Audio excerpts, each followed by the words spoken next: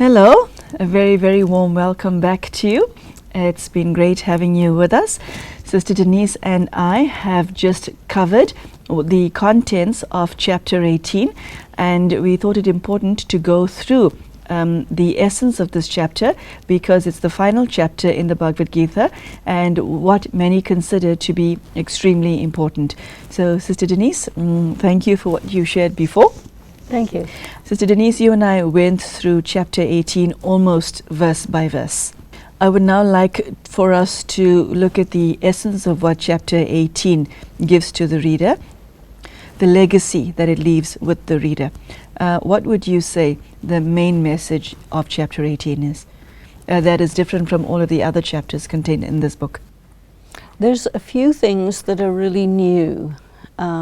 Particularly just towards the end, something that struck me is that the person who performs perfect action, pure action, is led to the happy world. It's the only chapter in which the idea of a world of happiness is described, because all the other chapters lead us to nirvana. And that is the world of silence, the world of stillness, and not a world where there's any activity going on.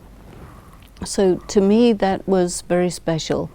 And otherwise I feel that the 18th chapter actually is a synopsis of the whole Gita, because it talks about all the themes that have been covered up until the end. And of course it ends with, yes, I've understood, I'm free from my attachments, yes, I can now do as you ask. So it really is the culmination when Arjuna has absolutely freed himself from all of his confusions, his doubts, his concerns, and he has abandoned the influences of the world. And he's made himself only influenced by God.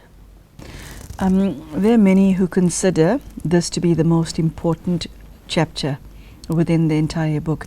Would you agree, because of its contents, because of the feeling one gets when one reads their pages? Yeah, I think the second chapter and the 18th chapter to me are really pivotal. The second chapter is where Arjuna is learning about the self as a soul, as not the body, as imperishable, as indestructible. And so it's the beginning of getting over all of his fears. And then at the end, on the 18th chapter, we've also got some of the other details. So the whole thing about the three gunas, the virtues, the qualities of a hero. And really, I think even if we just only study the second book and the 18th, or the second chapter and the 18th chapter, we would have enough, because there's, I believe, some 700 stanzas. So it's quite a big thing for people to go through the whole Gita. It is very dense. It is quite hard work for the mind and intellect to wrap themselves around all this. So I'm hoping that everyone who has been with us on this journey through the Gita has enjoyed it and been able to follow it and has arrived at a conclusion of clarity and understanding. Yes. Sister Denise, the quality of actions that one has to perform is described in the greatest detail in chapter 18. And this is not news to the reader of the Bhagavad Gita, because this has been covered before. And once again, God is saying to his son, I cannot stress this enough. Are you hearing me? Why is it so difficult for us to grasp this lesson, even though it's been around for centuries? The main reason is that perhaps we can manage to bring ourselves to the Rajasic stage, but to go from the Rajasic stage to the Sattvic stage is quite a step. So I think that we have to hear it again and again, because, okay, we can lift ourselves from the tamasic stage to the rajasic stage, but to go to the next stage is another effort, and it takes us away from doing to being. And this is really quite difficult for us, because to just be is like, what do I do now? You know, so we're really into doing. Also, the sattvic stage is a very pure stage of consciousness. It's truly spiritual, and the world we live in, it doesn't really support that. So, you know, there's everything around us is going to make us slip back to at least to the rajasic stage. Sister Denise, I noticed that the intellect was emphasized in chapter 18 particularly, which takes me back to the fact that the Bhagavad Gita not only teaches one how to do, but how to be. And again, stanza after stanza, the quality of thoughts of your intellect, your personality type, and how you behave. That was emphasized again and again. Not just how you do, like the way you just described, but how to be. Yes, how to be, and also how to process thought, how to process ideas, because the intellect really is a processor. It's, you know, when people make artificial intelligence in the computer, they're looking at the work of the intellect, which is about processing ideas. And for us to process the paradoxes that we find is actually quite difficult, because we tend to be either or. And that is also connected with the rajasic intellect. But once the intellect is really pure, you're able to hold with this beautiful expression, okay, now have you understood everything? Have you understood destiny? Have you understood the forces that compel you? Having understood, now choose, you see. And that is a very high level. And I think it really is the level on which we wish to be, because we like, especially in the Western culture, we love the idea of freedom of choice. And we don't like the idea of being bound by destiny. Everybody wants to change their destiny, change their karma. And here at the end of the Gita it says, okay, once you've understood everything, and once you've applied all the disciplines, once you've freed yourself, then you can choose. Sister Denise, one could not miss the fact that one's attention was drawn to the quality of relationships. One couldn't miss that at all. And I note with interest, to dislike someone is a sin. And that's just one example that I'm thinking of now, but there were lots of examples and instructions as to how to treat your fellow brothers and sisters. Well, the person who is wise is impartial, and he will treat everyone equally. If you dislike somebody, you're putting yourself in danger, because you will be prejudging a person, you will be condemning a person, and you will start to punish them on some level. And here in the Gita it is said, you know, the law of karma is king. It operates. You do not need to take it up and replace it or displace it. And I think this is what happens in the world, where everything is run by moral injunctions, and people feel the need to punish, the need to take revenge, the need to ensure that somebody suffers for any mistakes they did. And here in the Gita it is saying, no, this is not the way to go, because everything is in the hands of God. It's under the laws of karma. What you have to do is perform right action dispassionately under the directions of God. And this is a very different way of doing things. Sister Denise, I note that although we are armed with the knowledge contained in chapter 18 and other chapters, it is still difficult for us to focus on things like our motives and our intentions, and we tend to focus rather on action and the consequences of the action, despite being advised to do and be otherwise. why is there an imbalance in the scales, as it were? Why do we weigh heavily in favor of action rather than what's behind it? Again, it's because our consciousness is quite materialistic and quite gross. So actions are visible. Why you do what you do is hidden. And I think that those things that are hidden require the third eye to be open for us to give them due weight, you see. But most people's third eye is closed. And so you just look at the thing itself. And in fact, if you look at it, the way the world we live in works, people's actions count. Why they did it, it's subject to debate. A person can say, oh, well, I had this reason behind it and maybe it wasn't really there, I think that just the grossness of the nature of the world we live in and the nature of consciousness at this time is what causes this imbalance. In the discussion of the shlokas itself of chapter 18, you use the word conscious living. And I would like you to say more about that, because that stayed with me, and I'm sure it stayed with the viewers as well. What do you mean by the term conscious living? Sister Denise, I'm impressed that you elicited conscious living from the pages, because it's not stated verbatim in the pages, but I'd like you to take it further. The thing is this, that when you are developing yourself spiritually, this idea of awareness, being really aware of what you are, who you are, why you are, who you belong to, all of this informs what you do and how you feel about other people and all of this.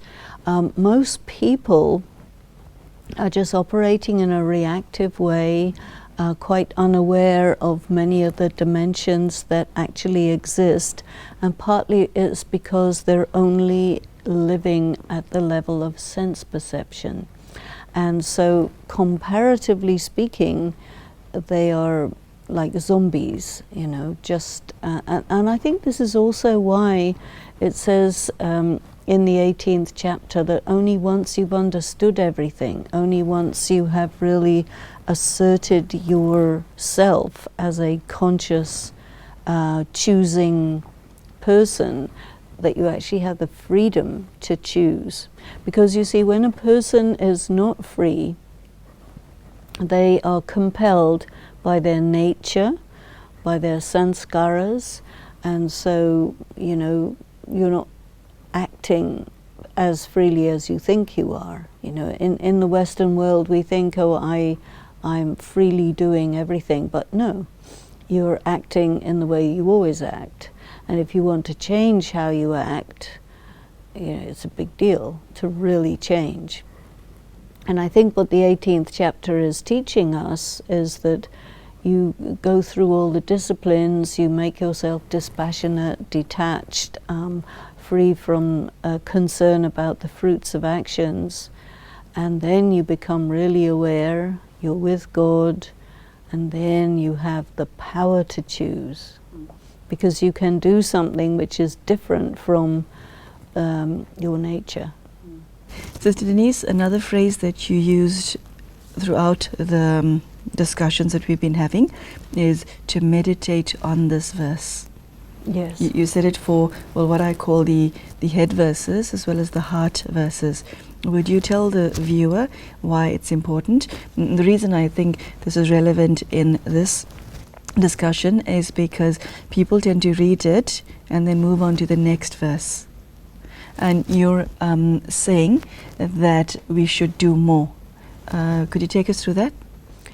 You see, the things that are there in the Gita can be interpreted in many ways.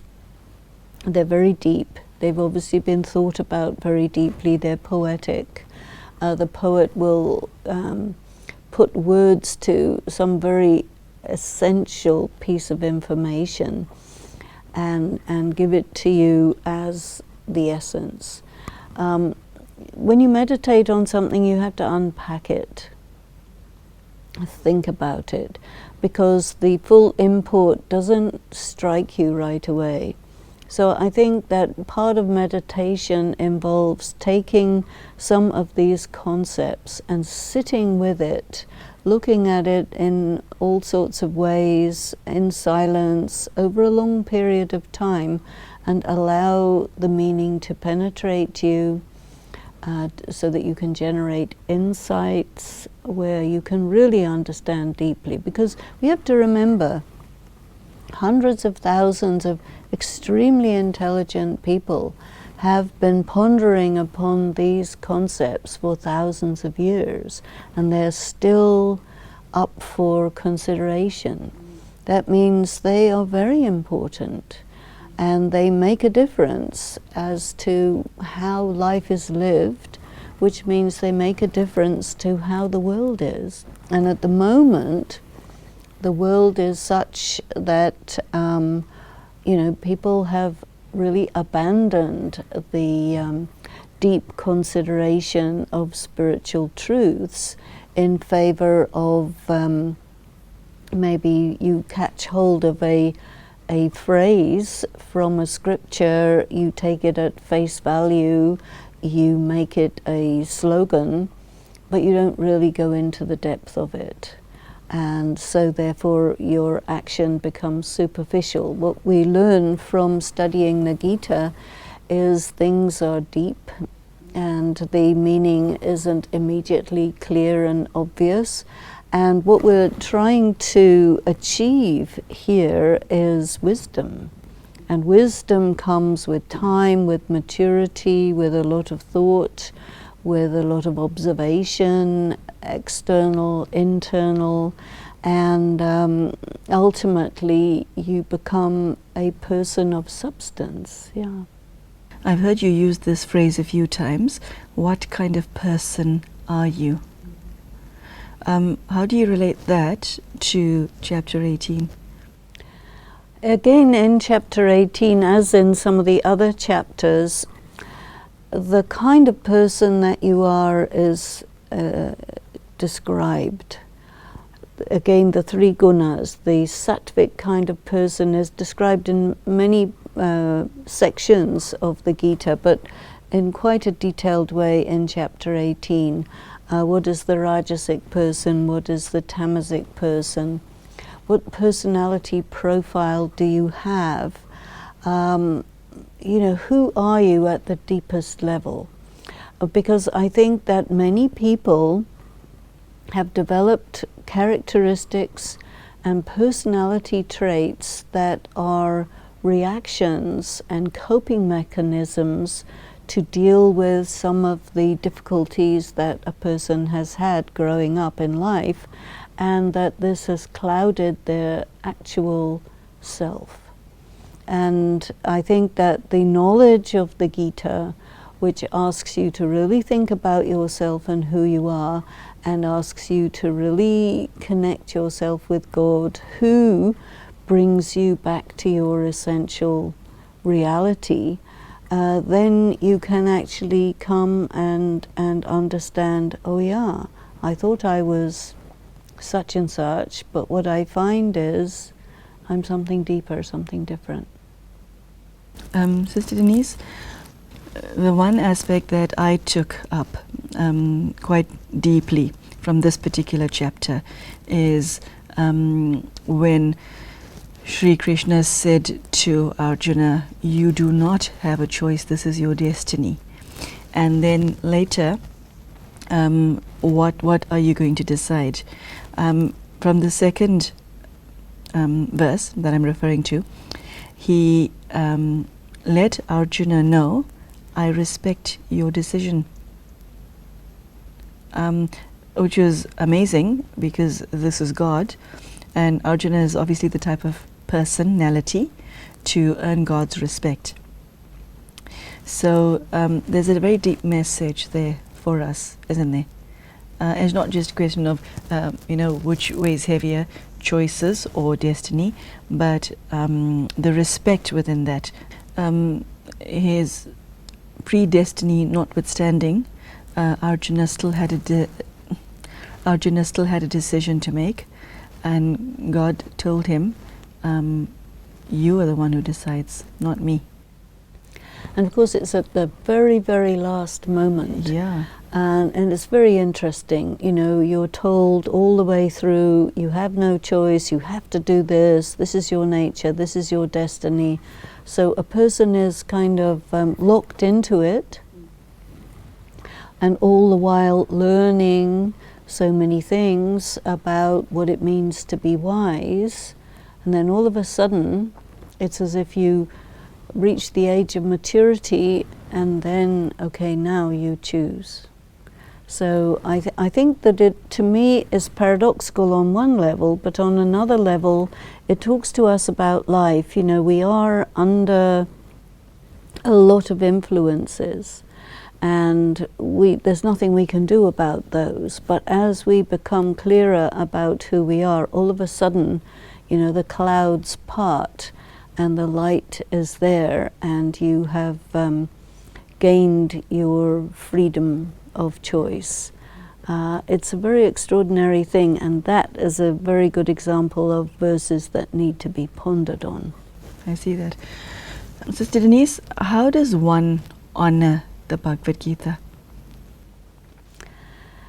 I think that keeping it with you, looking at it from time to time, thinking about it, and then thinking about your relationship with God, the teacher, because this is definitely the supreme teacher explaining the very deep philosophy of karma and of what it means to be an ideal child of God, a warrior in the battle of life, you know. And so then to realize that this knowledge of the Gita actually comes from a supernatural source. It comes from somewhere that is above and beyond all of the philosophies that have been figured out by people, all the different moral philosophies and so on. And you can see in the Gita, very often it will come, it will be clarified that, you know, leave aside all of the traditional modes of understanding and listen to the voice of the Supreme Soul. Wow, that's a beautiful note on which to end. Thank you. Thank you very much, Sister Denise. Thank you so much for joining us today and for all the other episodes. As you've seen, we have come to the end of the discussion on the Bhagavad Gita itself. We have a few more episodes to go, but in this particular episode, Sister Denise shared her insight into what the true message of chapter 18 is. It's very deep, it's very powerful, and it requires further thought and time from yourself to understand what God's message is to you. So thank you so much for joining us, and we hope to see you again soon. Thank you, Sister Denise. Many blessings. Thank you. And may God be with you too. Do take care. Goodbye.